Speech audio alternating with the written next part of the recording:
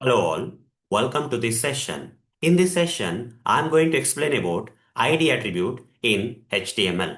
So far, in the previous sessions of this course, I've covered so many HTML attributes like href attribute, src attribute, height attribute, width attribute, then we have rows attribute, columns attribute, then have covered value attribute, type attribute, checked attribute, multiple attribute, and so on. So many attributes I have already covered, right? But apart from this, there are three more important attributes. Okay, there are three important attributes that we have to learn in HTML. What are they? ID attribute, name attribute, class attribute. I'm again and again saying these are three important attributes that we have to learn in HTML. So why we have to give more focus in learning this ID, name and class attributes as part of this course? Because in the upcoming sessions, I'm going to teach you a topic known as locators. To understand the locators concept well, you should have the idea about this ID, name and class attributes. Okay. So then only you'll be able to understand the locators concept well. Okay. ID, name and class attributes learning will play a key role in understanding this upcoming topic, that is locators, in the upcoming sessions of this course. So that's why we have to learn ID, name and class with more focus and by giving more importance. But in this session, I'm going to cover only the ID attribute. What about the name and class attributes? I'm going to cover in the next few sessions. Okay. For now, let's focus more on the ID attribute in this session. So what is this ID attribute? So generally in real world, ID stands for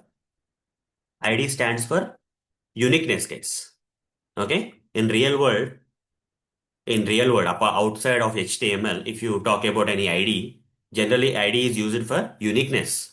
Everything in the real world has a unique thing. For example, a product on Amazon will have a unique ID.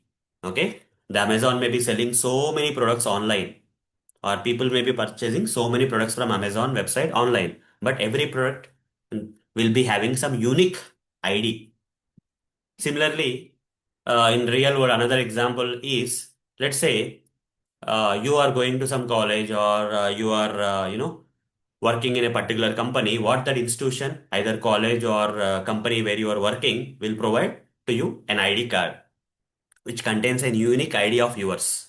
Because the company want to uniquely identify you. Out of all the employees, if they want to uniquely identify you to get your details, or you to get your to do whatever with you in the company, they will use that ID, right? In their they will be having some their own software where they will be storing all the employees' data, or if it is a college, they will be storing all the students' data, and every student, to retrieve the data of the particular student, they will be using the ID. They'll be assigning some ID, and using that ID, they will be doing all these operations on you, right? Either it may be college or company. So ID in real world stands for uniqueness. Similarly, here in HTML also, okay, in HTML, what we generally do, we'll create the web pages. On web pages, what will be there? So many web elements will be there, like drop-down fields will be there, checkbox fields will be there, radio buttons will be there, text box fields will be there, text area fields will be there, and so many elements will be there on the web page. Out of all these elements, if a particular developer, okay, if a developer want to identify a particular element uniquely out of all the elements, when I use that ID of the element, only that element should come for me. Remaining elements should not come. In that kind of situations, developers will assign ID attribute for that element on the web page. If a developer want to perform a particular operation on that particular element on the web page, then what is the simple thing that the developer will do? Developer will assign, okay, while creating that element on the web page, depending on its needs or requirement, what the developer will do, developer will assign a unique ID to that element, because later developer want to perform some operation only on that element out of all the elements that are there on the web page. So this is what is the situation that generally happens in while developer creating the web pages or web elements on the web pages in HTML, using HTML. So that's the purpose of ID attribute in HTML, guys. But let me practically demonstrate with some example. So for that, I'll open the browser. Once I open the browser, I'll take you to one application, some sample application, where we can understand the ID locator, ID attribute. Fine. So here we have the text area field. So here we have the text area field. And there are so many elements on the web page. Apart from the text area field, there are so many elements on the web page, like text box field is there, radio buttons are there, so many elements are there. So, will every element on the web page will have an ID? The answer is no. The text area field may have the ID and text box field may not have the ID. It depends on the requirements of the developer who is developing this particular elements on the web pages. So, let's say if I inspect this text area field, if I want to find the HTML code written by the developer for developing this text area field, what I have to do, I have to right click on the text area field and select inspect option. Now you'll be able to see the highlighted HTML code which is written by the developer for developing this text area field. And if you properly observe this HTML code of this text area field, you can clearly see there is an ID attribute with some value. Okay, there is an ID attribute with some value. So mostly developers will assign some unique value to the ID of a particular element. Okay, if developer want to perform some operation only on this element out of all the elements on the web page, okay, available on the web page, what the developer will do, developer will assign some unique value to the ID attribute.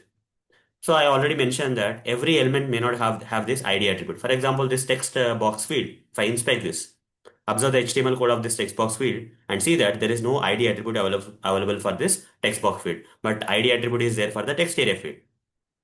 Okay, so now let's do the practicals. That is, there are so many elements on this web page, right? Like buttons are there, links are there, list box is there, paragraphs are there, text is there, drop downs are there, images are there, text area, text box, radio buttons, checkbox fields, tables, different type of elements are there on this web page, right? Out of all the elements, now developer want to change the background color of this text area field only, not all the elements.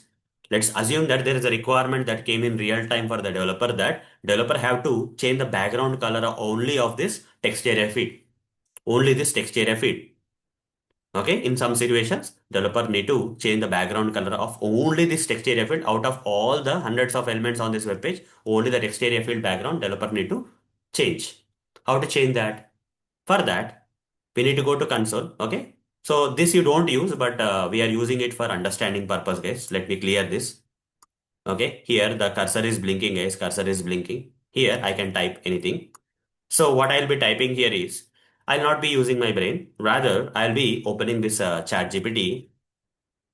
Okay, I'll be using chat GPT. Nowadays, we are using chat GPT like anything, right? So I'll be opening the chat GPT and here I'll be writing a prompt. You don't have to understand this.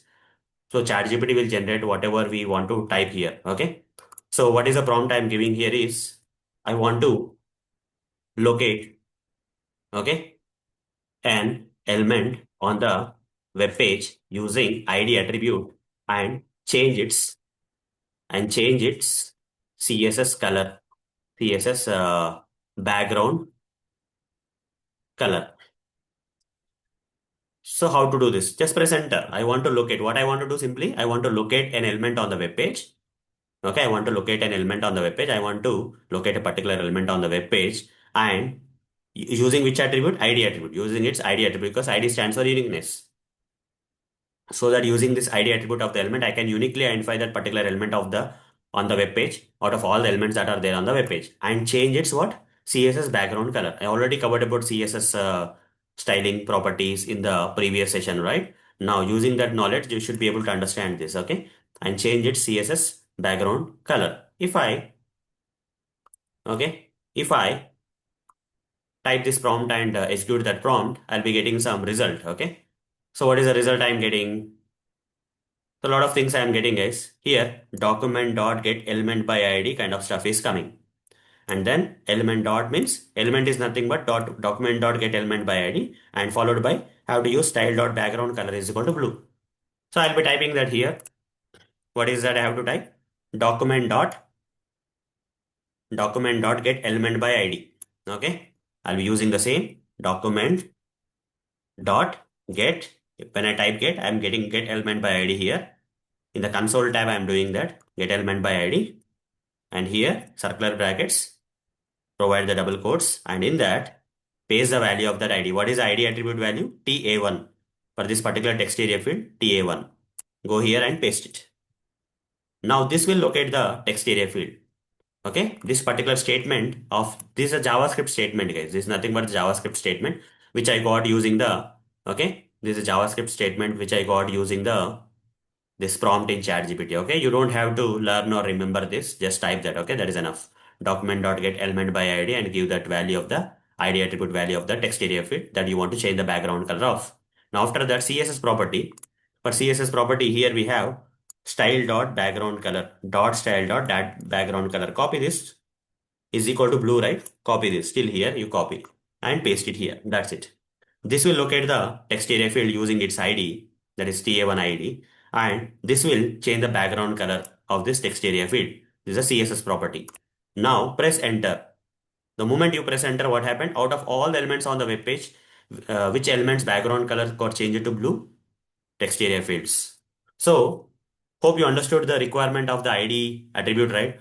If you don't understand what is this document.getElement by ID style.background, even after you have generated using the chat GPT and all, don't worry about that. I'm using this as an example to make you or to help you understand how the developers want to perform operations on a particular element on the web page. This is an example for a situation where developer want to change the background color of only this text area field, not all the elements on the web page. How that is possible for the developer? The concept is important for you to understand here, guys. Don't worry about this technical stuff. Worry about the or try to understand about this role of this ID locator, ID attribute. Okay, the role of this ID attribute you need to understand. A TA1 is the ID attribute value of the text area field. Using that, what I am able to achieve? I'm able to change the background color of only this text area field having this ID. All the other remaining elements are intact without any changes. They are not getting changed. So such kind of situations will happen in come in real time for the developers, where a developer may assign some ID attribute to that particular element, for which developer may have to perform the operation on it uniquely. So that's the reason developers generally assign unique values to the ID attribute of the element in HTML. So that's all for this session. See you in the next session. Thank you. Bye bye.